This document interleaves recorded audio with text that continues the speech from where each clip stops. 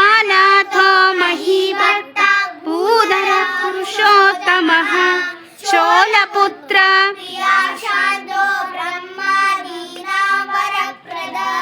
श्रीनिधि सर्वभूतानां भयभयनाशनः श्रीरामो रामभद्रश्च भवभवभवभयङ्कमोचकः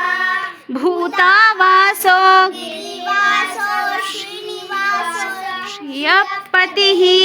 अच्युतानन्त गोविन्दो विष्णुर्वेङ्कटनाथः